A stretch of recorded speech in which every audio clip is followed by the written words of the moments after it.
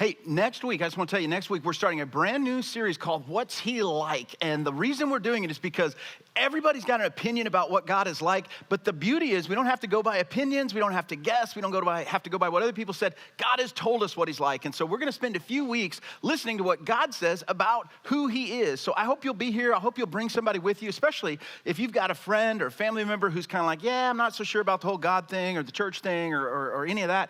This is the perfect series for them, so I hope that you will bring them with you and let them experience that with you as well. But today we're finishing up our series on times like these. And we've talked about a couple of things. We've talked about the times that we all face, those moments when we have to decide, are we going to commit to principle or are we going to compromise?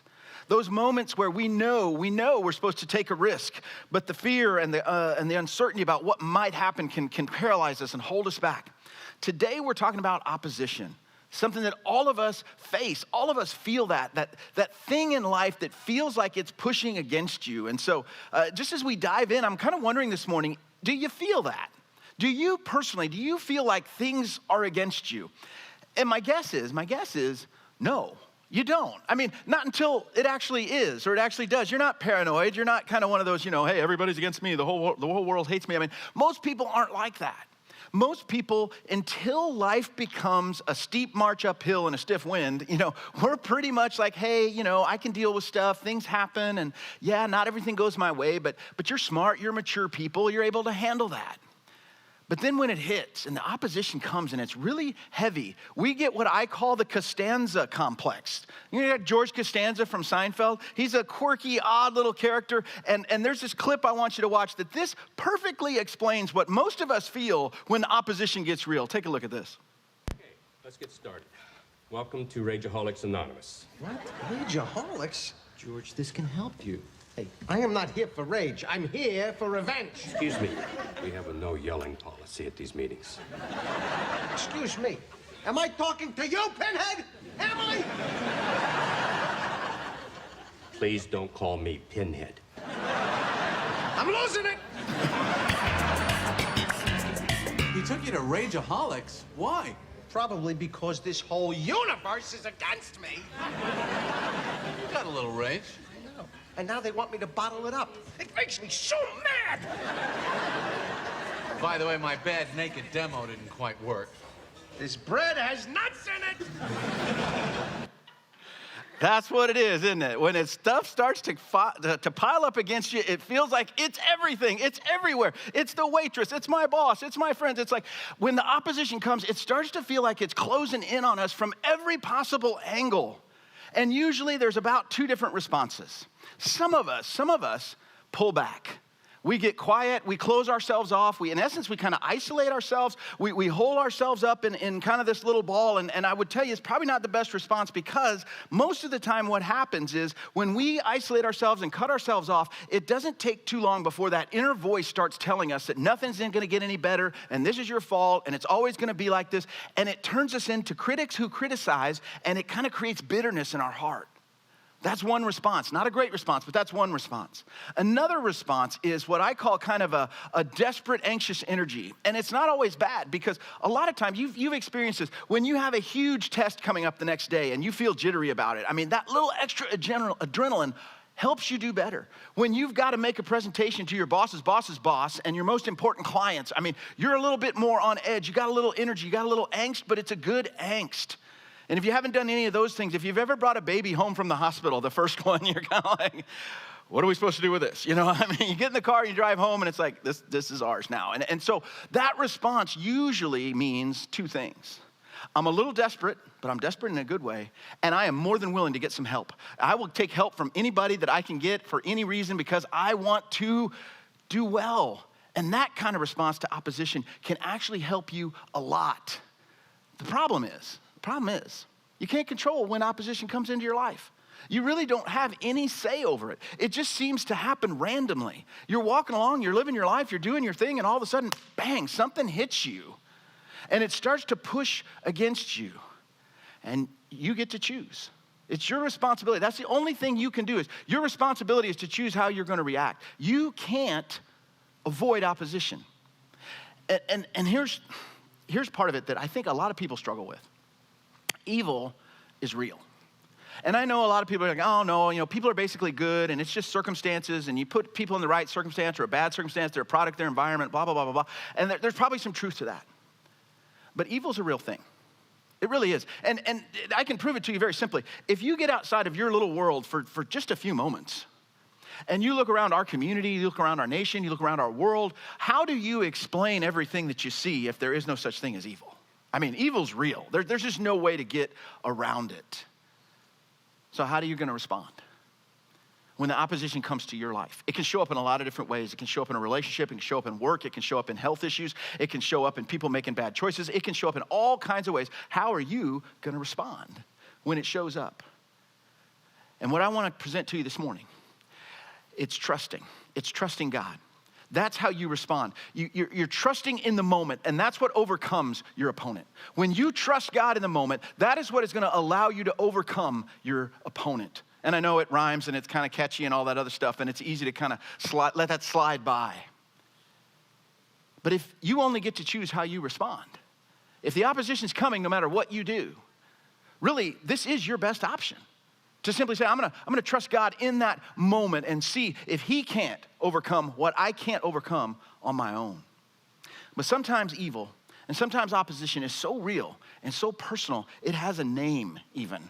And so I wanna invite you to turn to Esther chapter 3 if you've got a Bible with you or you're following along in the app, because in Esther chapter 3, we meet a guy that, to be honest, he just kind of personifies this idea of having an opponent, of having somebody opposing you, that's trying to make your life harder, that makes everything more difficult, that seems like they live to make your life worse. And this guy was powerful. This guy was vain. This guy was manipulative. And you may not know his name, and the reason you may not know his name is because as powerful and vain and manipulative as he was overcome in just an almost astounding kind of way.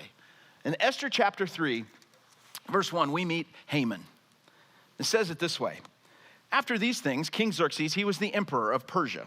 King Xerxes honored Haman, the son of Hammedatha the Agagite, elevating him and giving him a seat of honor higher than all of the other nobles.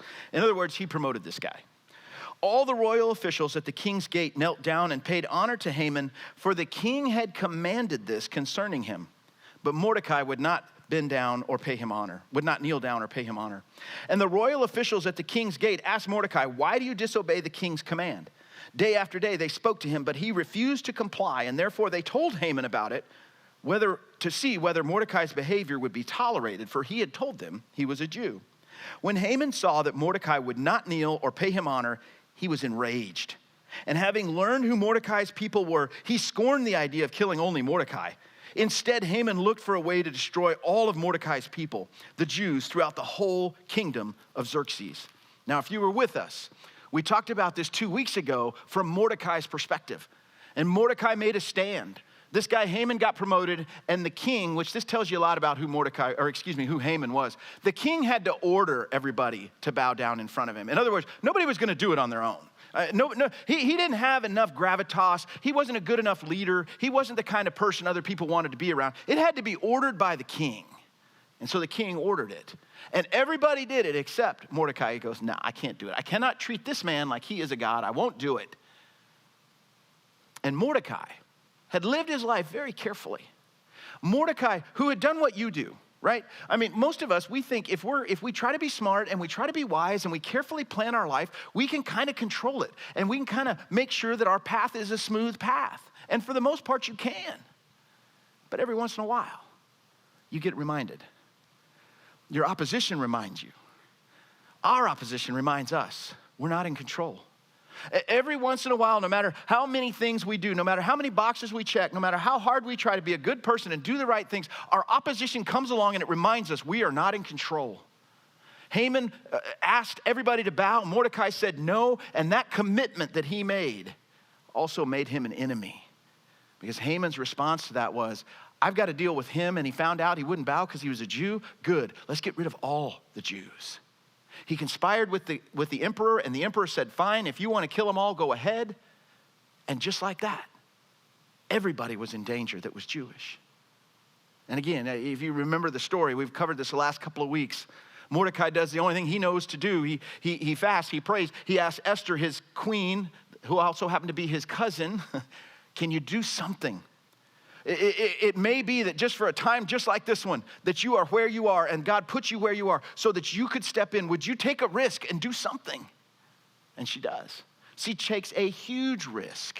She steps out in faith. She approaches the king at what it could have cost her life. And he holds off and he simply asks her, what does she want? And she says, would you come to a banquet? And it doesn't sound like a risk to our ears, but most of us have never been in a situation where saying the wrong thing not just cost you your job, not just cost you a relationship, could actually cost you your life. And that was the spot she was in, but she took the risk. And all of this, it's hard sometimes if you read the Bible. It's hard sometimes. What's going on? When, who, where, when? I don't know all these names. This is all basically happening, in my opinion, over a long weekend, right? Okay. He didn't bow down on a Friday. And so on Friday night and Saturday and Sunday, they're all kind of working through this and trying to figure out what are we going to do on Monday when we come back to work. And we get an update. In essence, Haman got the agreement to kill all the Jews, but he was still fuming with Mordecai. And he went home on Friday night to start his weekend, and he just couldn't get his mind right. Pick it up in chapter 5, verse 9. This is what happens to Haman. It said, Haman went out that day happy and high in spirits because he had been invited to this banquet. But when he saw Mordecai at the king's gate and observed again that he neither rose nor showed fear in his presence, he was filled with rage against Mordecai. Nevertheless, Haman restrained himself and went home. Calling together his friends and Zeresh, his wife, Haman boasted to them about his vast wealth, his many sons, and all the ways the king had honored him and how he had elevated him above all the other nobles and officials. And that's not all, Haman added. I'm the only person that Queen Esther invited to accompany the king to the banquet that she's giving, or that she gave. And she has invited me along with the king tomorrow. But all this gives me no satisfaction as long as I see that Jew Mordecai sitting at the king's gate. His wife Zeresh and all his friends said to him, have a pole set up, reaching to the height of 50 cubits, and ask the king in the morning to have Mordecai impaled on it. And then go with the king to the banquet and enjoy yourself. And this suggestion delighted Haman, and he had the pole set up. Now, here's my interpretation of Haman. He has more power, more money, more going for him than 99.9% of the people in the world right now. I mean, whatever it is he wants, whatever he'd like to do, he's got it. It's all at his disposal. And he invites his friends and his family and everybody over to prove it. He tries to show everyone, which to me, this is just bizarre. They already know he's second in command. They already know he's rich. They already know he has a big family. And he invites everybody over to prove it. And here's why. Haman loved him some Haman, right? I mean, that's what it was. Haman loved him some Haman. And like a spoiled little baby, he pouts because there's this one guy that won't kneel down to me. I've got everything else going for me. I am second in command of the biggest empire the earth has ever seen, but this guy won't bow down, and that bothers me. I'm upset about that. You see, Haman's life had been oriented around a pursuit. The pursuit of power, wealth, and influence. And it made him vain and volatile. And it does the same to us. When the point of our life is how much money we can get, how much power we can have, how much influence we can exert over other people, you know what it does? It changes us into something ugly, something manipulative, something evil, something selfish, and that's exactly what had happened to Haman.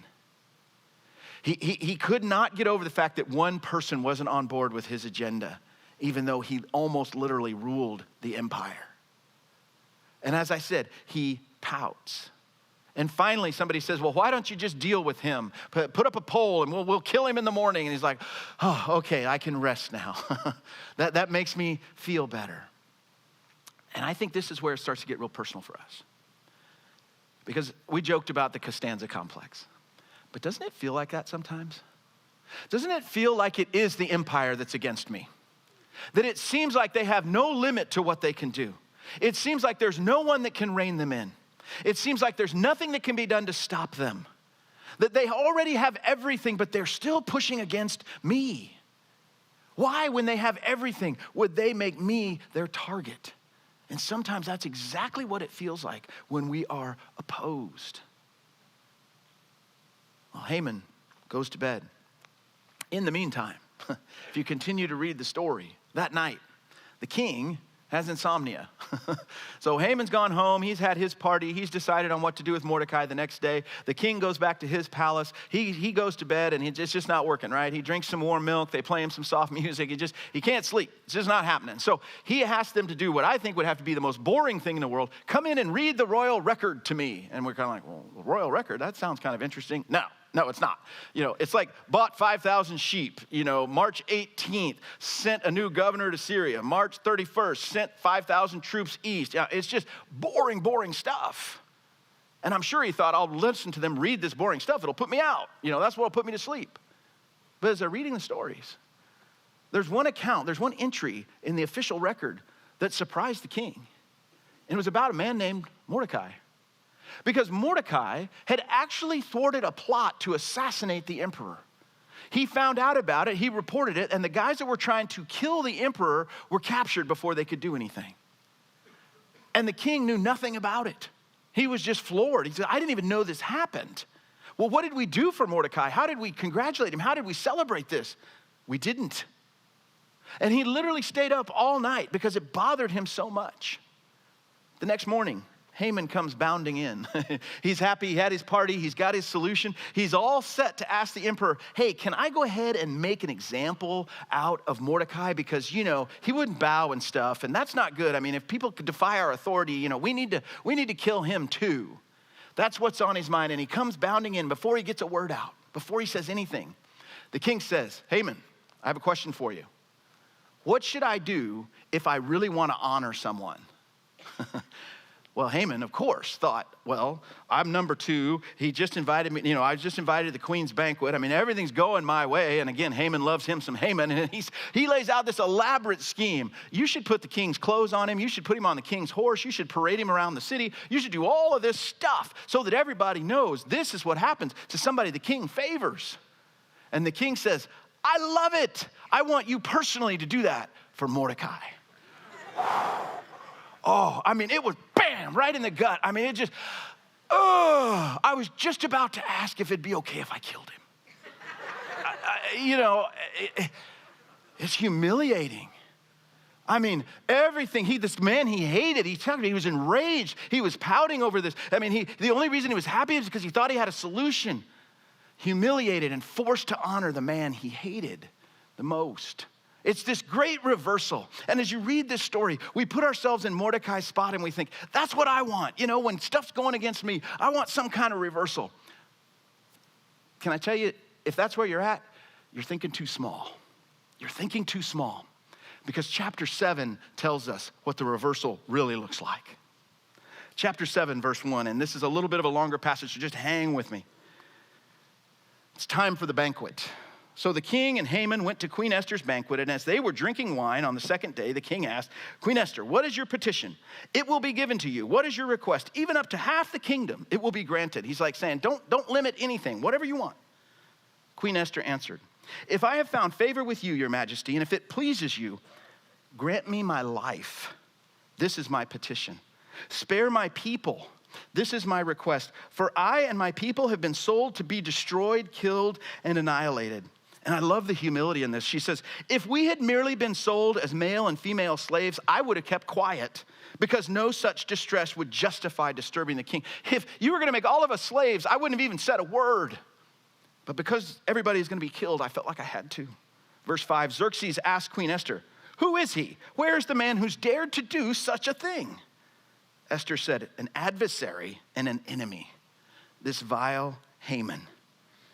And Haman can you imagine the tension? It's just the three of them in this room. And the king is asking, hey, beautiful, I love you. I'll give you half up to my kingdom. Whatever you want, baby. What do you want? This guy's trying to kill me. Oh, this is heavy. This is a moment, right? And especially if you're Haman, you're kind of getting the gut twist right now, right? This is not going to go good. Verse 6, Esther said, an adversary and enemy, the vile Haman. And Haman was terrified for the king and the queen. And the king got up in a rage. He left his wine and he went out into the palace garden. I mean, he was so mad he had to get out. He didn't know what he was going to do. And Haman realized the king had already decided his fate, and he stayed behind to beg Queen Esther for his life. And just as the king returned from the garden to the banquet hall, Haman was falling on the couch where Esther was. Oh, it's getting worse. I mean, he's falling on the couch where she's sitting. And the king exclaimed, "Will he even molest the queen while she's with me in the house?" This is not going to turn out well.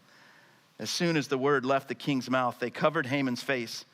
And then Harbona, one of the eunuchs attending the king, said, "A pole reaching to a height of 50 cubits stands by Haman's house. He's had it set up for Mordecai, who spoke up to help the king." It's almost like, oh, hey, by the way, he set up a pole over here to kill this guy if you want to use it, since we're here.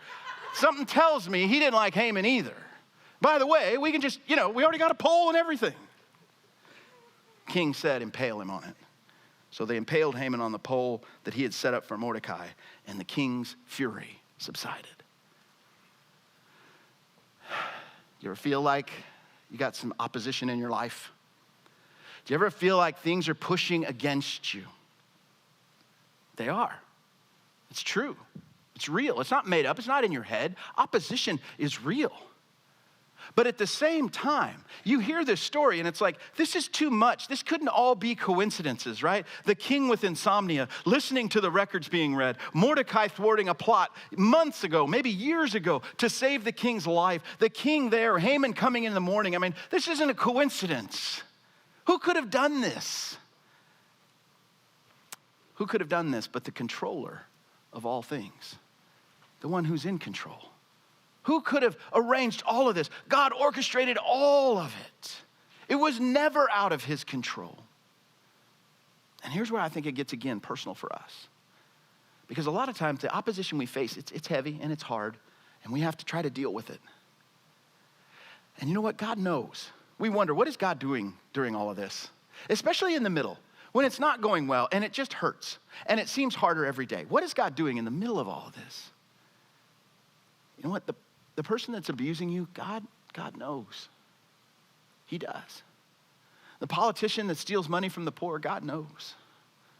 The bully who's belittling people, God knows.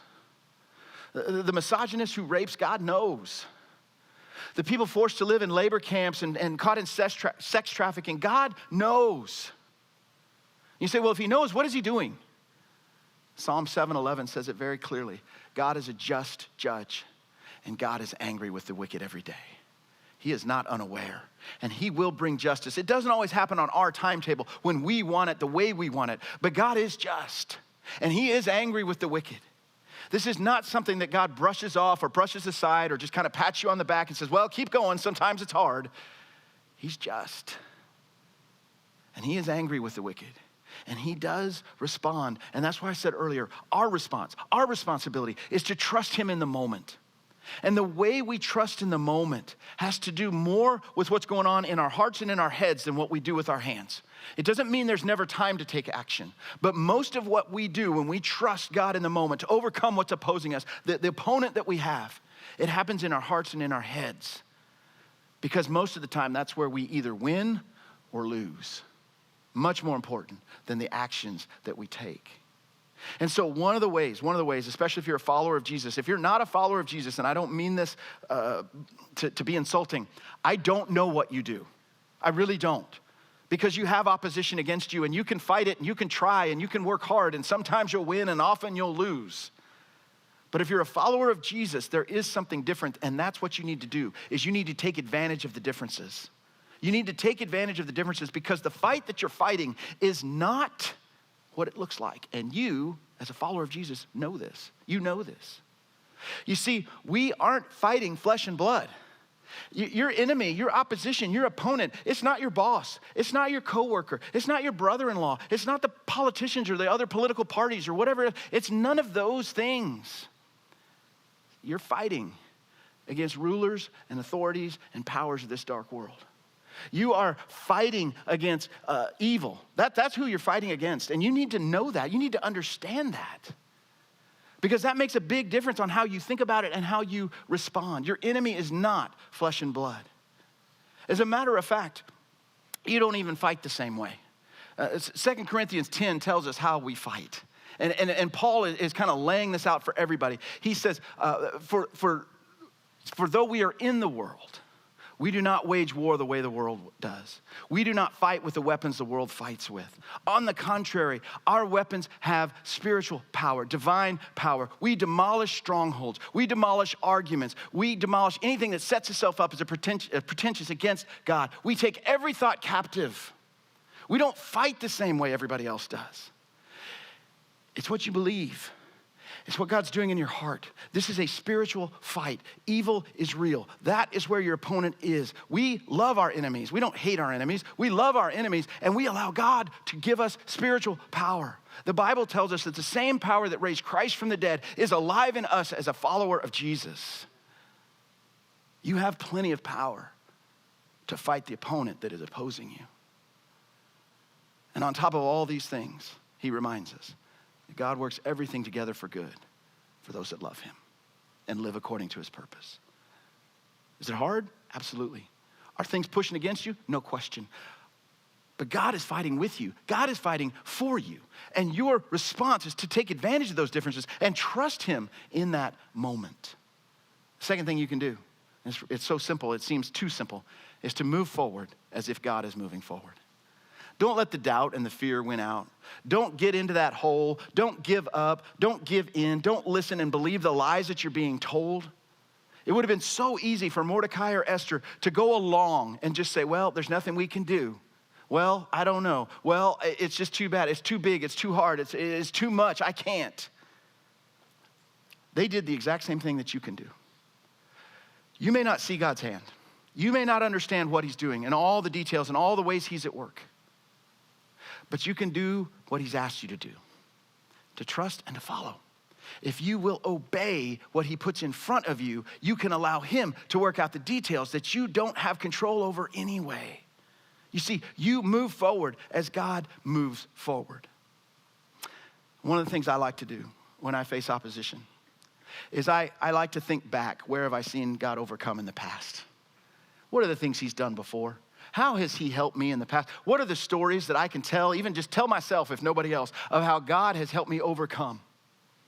And you may feel like, well, I don't know that I have any stories. I don't have any of those stories for myself. This book is full of stories. As a matter of fact, this book is one long story of God overcoming opposition. And I think sometimes just simply realizing who he is and what he does gives us fresh courage for the fight that we're in.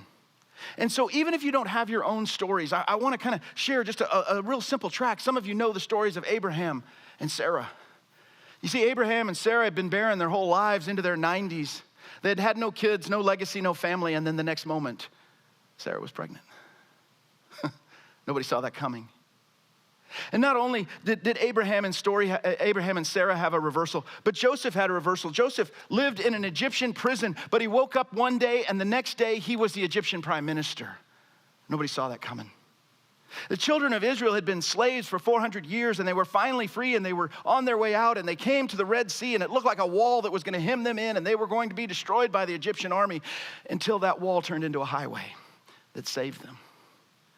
David lived his life as a shepherd. He followed sheep around the hills of Israel until one day he was the king that was shepherding the people of Israel. Daniel was dropped into a lion's den to be consumed by hungry lions, and he was dropped in until the next moment the lions were little kitty cats, pets with their jaws wired shut. Do you sense the pattern here? This is what God does.